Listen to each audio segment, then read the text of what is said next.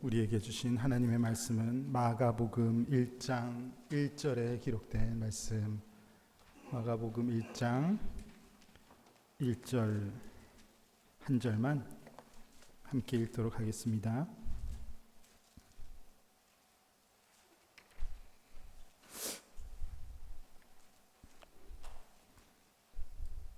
함께 읽겠습니다.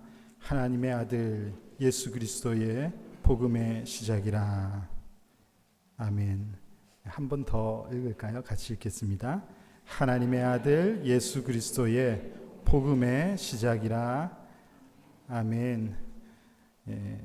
제가 사복음서가 전하는 예수의 나심에 관해 4번 말씀을 전하겠다고 그렇게 미리 가르쳐 드렸으니까 혹시나 하는 생각에 한번 여쭤보자면, 그럴 리 없겠지만 혹시 미리 마가복음이 전하는 예수님의 나심의 부분을 좀 읽어보신, 예습을 해오신 분이 계신가요? 역시 없으시네요. 네. 아마 알고 안 읽으셨다, 그렇게 제가 받아들이겠습니다. 마가복음에는 예수 그리스도의 나심에 관한 직접적인 기록이 없는 그런 복음서이거든요. 그래서 그런 내용이 나와 있지 않는 것 같습니다. 그럼에도 불구하고 제가 4번에 걸쳐서 사복음서가 전하는 예수 나심이라는 주제로 말씀을 전하는 이유는, 여전히 마가복음은 그럼에도 불구하고 세상에 오신 하나님의 아들 예수 그리스도를 증거하는 것이 그 목적이라는 것을 확신하기 때문에, 그래서 오늘은 마가가 전하는 예수의 나심에 관해서 이야기하려고 합니다. 마가는 마태가 기록한 예수님의 족보도 기록하지 않았고, 또 마태가 기록한 그 동방에서 예수님의 나심, 왕이 나셨다는 것을 축하하기 위해서 왔던 그 어마어마한 사절단의 기록도 썼으면 좋았을 것 같은데 쓰지 않았습니다. 누가가 기록한 예수님의 출생 당시의 정황들, 도대체 왜 예수님은 베들레헴에서 나셨는가? 그 구약에서 증언하고 예언한 것과 그 왜 상황이 어떤 연유 때문에 맞아 떨어져서 베들레헴에서 나셨지? 또 그러면 또 베들레헴이면은 왜 거기에서 또 이 마국간 거기서 태어나신 이유는 뭐지? 이런 정황들을 잘 설명해 놓은 누가의 기록도 마가는 전혀 표현해 놓지를 않았습니다. 요한이 기록한 예수 나심의 어떤 아주 깊은 의미, 신학적인 의미와 같은 말씀 로고스이신 하나님이 육신이 되어 오신 이유를 설명하는 그 요한의 해석도 설명도 마가는 써놓지를 않았거든요. 그런데 마가는 이 모든 다른 저자들이 쓰고 기록한 이 예수 나심의 의미를 제가 생각하기에 다 함축시켜서 이 모든 내용들을 다 함축시켜서 한 구절로 표현한 것이 우리가 오늘 읽은 마가복음 1장 1절의 말씀이라고 저는 그렇게 확신하고 있습니다. 하나님의 아들 예수 그리스도의 복음의 시작이라, 그렇게 한 줄로 요약해 두었습니다. 지금부터 내가 기록할 이 책의 주인공에 대해서 내가 요약하겠는데, 지금 표현하겠는데, 그분은 하나님의 아들이시다. 확실히 하나님의 아들이시다. 즉 그분은 완전한 신성을 가지신, 우리와는 너무나 다르신 하나님의 아들, 하나님의 본체를 지니신 분이 그분이시다. 그렇게 선포하는 겁니다. 그분은 예수 그리스도이시니 예수라는 사람의 이름을 가지신 참으로 이 땅에 사람의 몸으로 그러나 태어나신 예수, 그분에 대해서 이야기할 것인데, 그분은 확실히 우리에게 하나님께서 약속하신 우리를 구원할 메시아 기름 부음 받은 자, 그래서 그분은 예수지만 그리스도이시다, 그것을 분명하게 이야기하고 있습니다. 하나님의 아들 예수 그리스도의 복음의 시작. 여기서 복음은 하나님의 아들 예수 그리스도, 그분이 도대체 하나님이신데 왜 예수라는 이름의 메시아로 세상에 오셨는가? 그게 가장 좋은 소식, 복음이 된다. 복음이. 그게 온 인류를 구원하게 될 가장 기쁜 소식이 된다는 것을 복음이라는 단어로 표현하고 있으며, 여기서 시작이라고 표현한 것, 이것은 단순히 마가복음 이제 시작이야 그런 의미를 넘어서서 예수 그리스도가 바로 이 구원의 역사를 이루시는 이 일의 시작이 되신다. 이제 세상의 재창조가 이분의 탄생을 통해서 이제 시작되는 거야 라는 것을 마가는 잘 표현해 주고 있습니다. 그래서 여기서 사용된 이 시작이라는 단어는 태초에 하나님이 천지를 창조하시니라 그때 사용되었던 이 태초라는 의미를 가지고 있어요. 그러니까 소망이 없다고 생각했던 이 세상을 다시 새롭게 하시는 일을 예수님이 세상에 오시는 이 사건을 통해서 이제 시작하는 것입니다 라는 것을 이야기하는 것이 마가복음 1장 1절의 선포라고 볼 수 있겠습니다. 그러니까 1장 1절은 어마어마한 의미를 가지고 있는 것이죠. 그 재창조의 사명을 위해서 세상에 오신 그리스도를 마가는 설명하고 싶었는데요. 그래서 마가복음의 주제를 뭐라고 사람들은 하냐면 종으로 오신 예수님이라고 표현합니다. 종, 일하러 왔단 말입니다. 일하러 왔다, 일하러. 마태복음은 이제 왕으로 오신 예수님, 누가복음은 사람으로 오신 예수님, 요한복음은 하나님의 아들이신 예수님, 이런 특정한 관점의 주제가 있다고 한다면 이 마가복음은 종으로 오신 예수님, 일하러, 어떤 일을 하시러 오셨다, 이렇게 표현한 것이 마가의 관점입니다. 마가복음 10장 45절에서 마가가 이렇게 기록했습니다. 인자가 온 것은 섬김을 받으려 함이 아니라 도리어 섬기려 하고 자기 목숨을 많은 사람의 대속물로 주려 함이니라. 예수님이 오신 것이 주인으로서 섬김을 받으려고 오신 것, 왕으로서 세상을 통치하러 오신 것이 아니고 종으로서 섬기시려고 세상에 오셨다, 그렇게 설명하는 말씀입니다.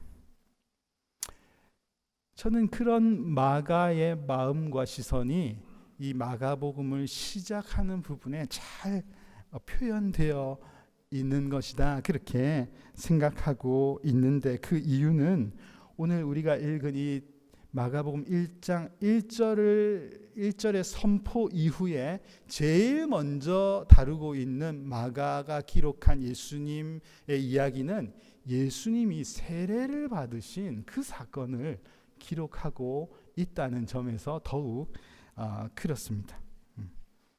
2절부터 8절까지는 세례를 베풀게 되는 세례 요한을 준비시키시는 그 장면이고, 9절부터 11절까지는 예수님이 요단강에서 세례를 받으시는 장면이 기록되어 있어요. 예수님이 세례를 받으셨습니다. 여기 장면을 읽어보면은 성자 예수님이 계시고 성령 하나님이 비둘기의 형상으로 오시고 성부 하나님의 음성이 들리는 아주 어디서 찾아볼 수 없는 삼위 하나님의 드러나심의 역사가 여기에 기록되어 있지요. 예수님께서 세례를 받으신 것은 당신께서 세상을 섬기기 위해 오신 종이라는 것을 잘 드러내어 주시는 그런 사건이라고 저는 생각하고 있습니다.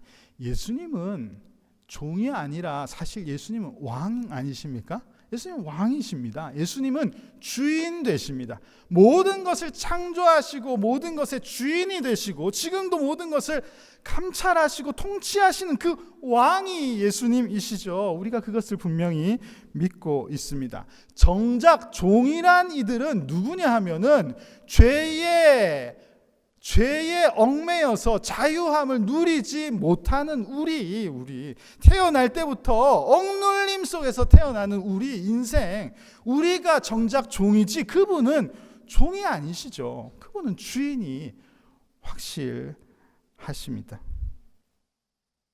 그런데 예수님이 세례를 받으신 것 특이한 모습이죠. 세례만 받으신 것이 아니라 그분은 죄가 없으신 하나님이심에도 불구하고 죄의 값을 온전히 담당하심으로 십자가에 못 박혀 죽으신 사건.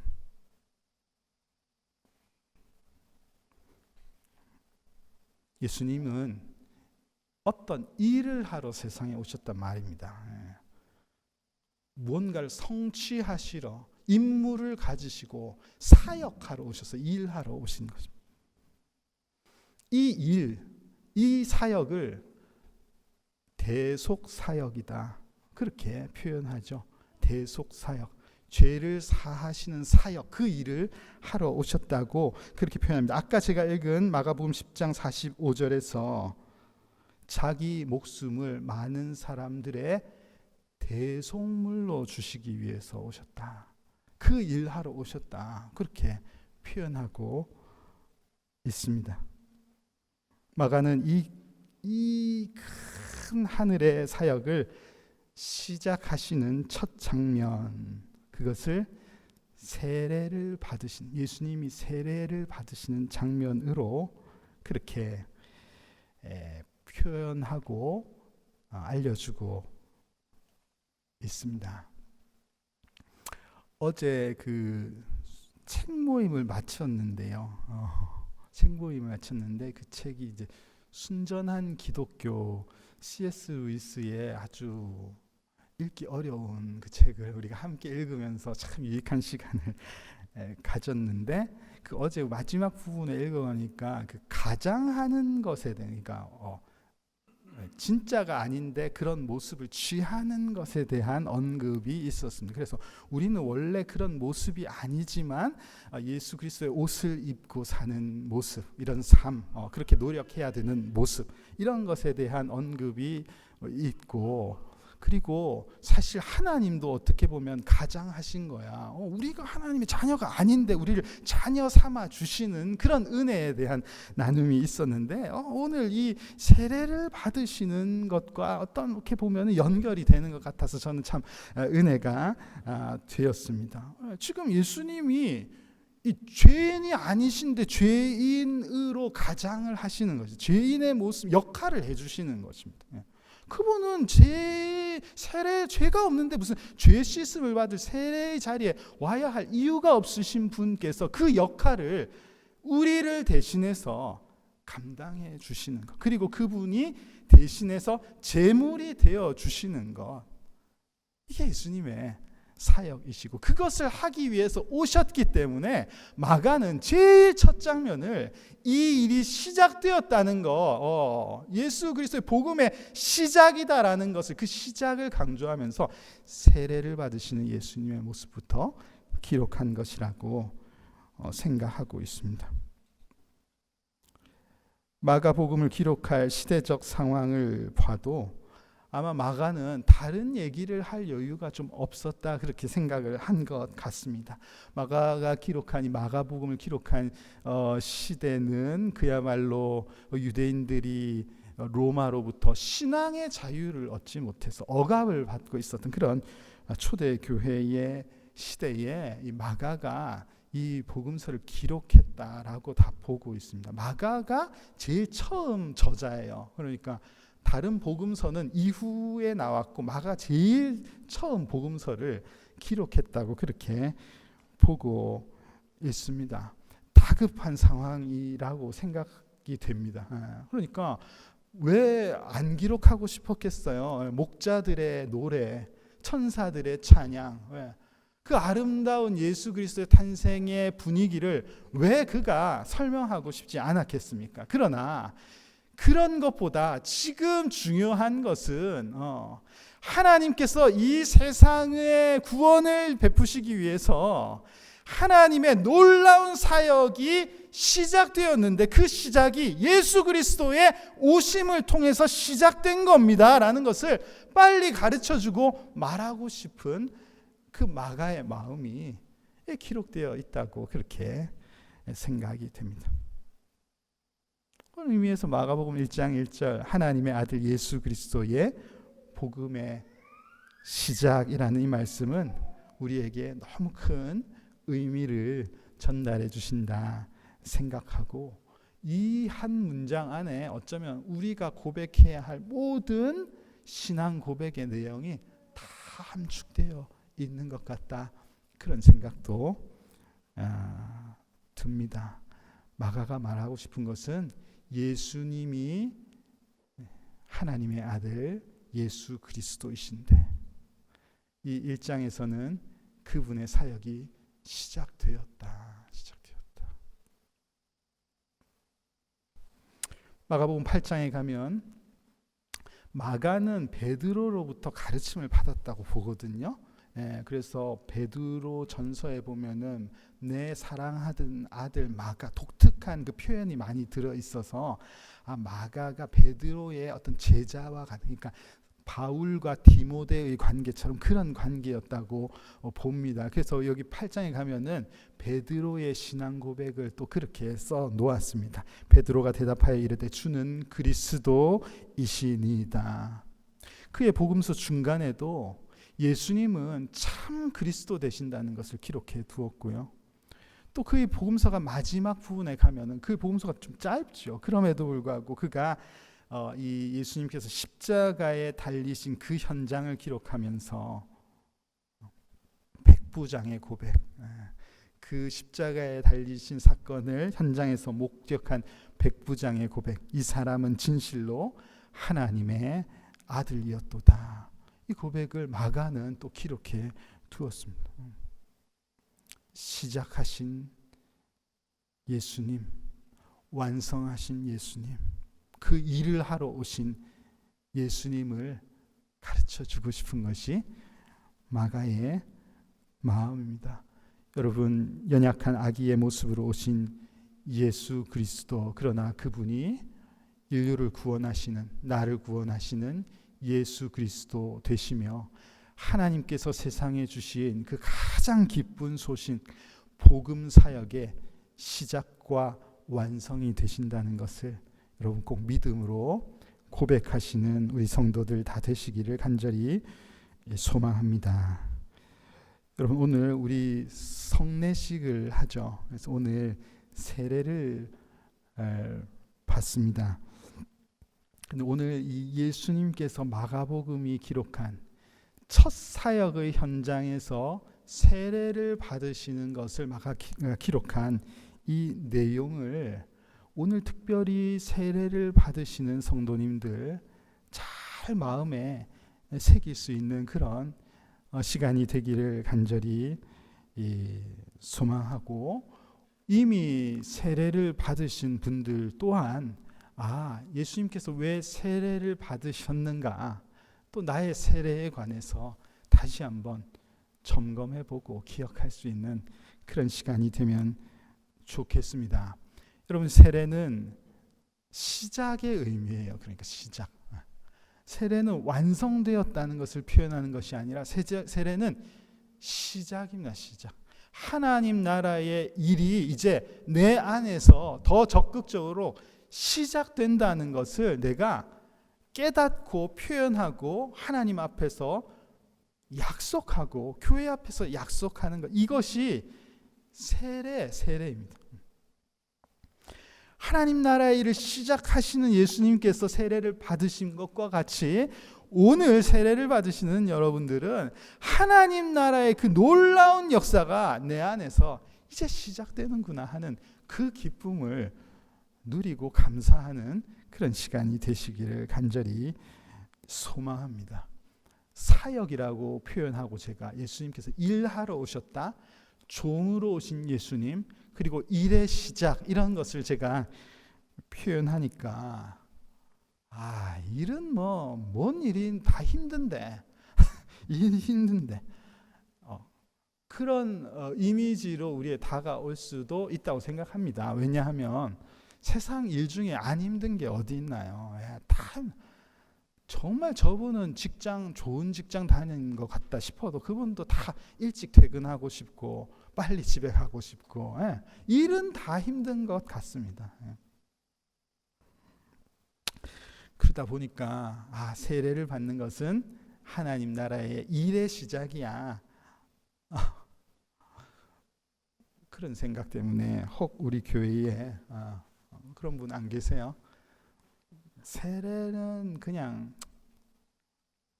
세례 받으면 일해야 된다.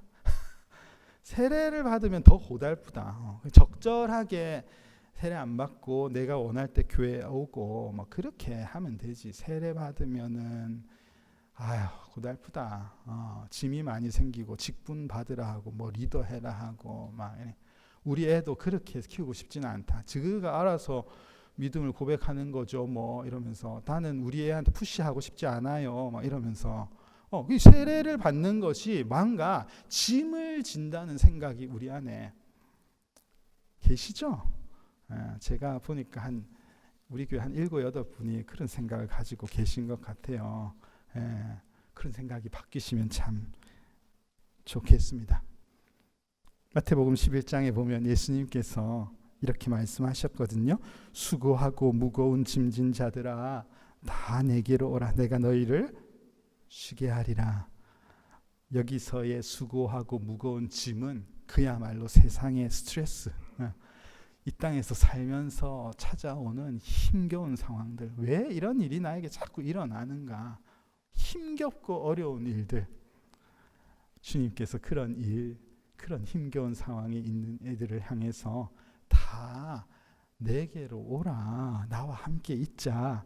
그렇게 말씀하시고 약속하시기를 나에게 올 때 너희 마음에 쉼이 있을 것이다. 너희가 쉼을 얻게 하겠다. 그렇게 말씀하시고, 여러분 30절 11장 30절은 우리 함께 읽어볼까요? 같이 읽겠습니다. 시작. 이는 내 멍에는 쉽고 내 짐은 가벼움이라 하시니라. 멍에 일하는 도구잖아요. 일을 부어주시는 겁니다. 그런데 우리는 세례 받고 하나님 나라의 일에 진입하는 순간 그거 힘들 거야. 그거 스트레스 받는 거지. 그게 아니라 오늘 주님께서 하시는 말씀이 내 멍에는 쉽고 내 짐은 가볍다.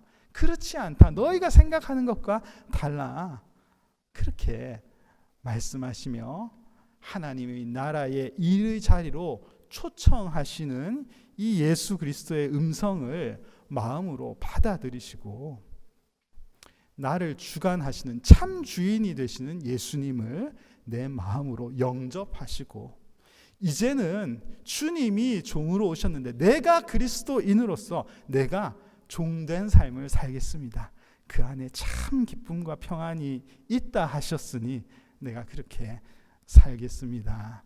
그렇게 작정하는 이들이 많은 교회, 우리 교회가 될 수 있기를 간절히 소망합니다. 오늘 세례를 받으시는 우리 이응창 성도님, 그리고 유아 세례, 어린이 세례를 받는 우리 임우진 어린이 이 자리에 계신데 내 멍에는 쉽고 내 짐은 가볍다. 그렇게 말씀하신 예수님의 말씀을 새기시고 그렇지. 이제부터 오히려 내가 주님 안에서 더 자유하고 오히려 내가 주님 안에서 더 평안을 누릴 수 있는 그 자리로 초청하신 우리 주님께 더 감사할 수 있는 우리 두 성도님의 삶이 될 수 있기를 간절히 소망하고 그런 은혜가 우리 교회의 모든 성도님들에게 넘쳐나기를 주님의 이름으로 간절히 축복합니다.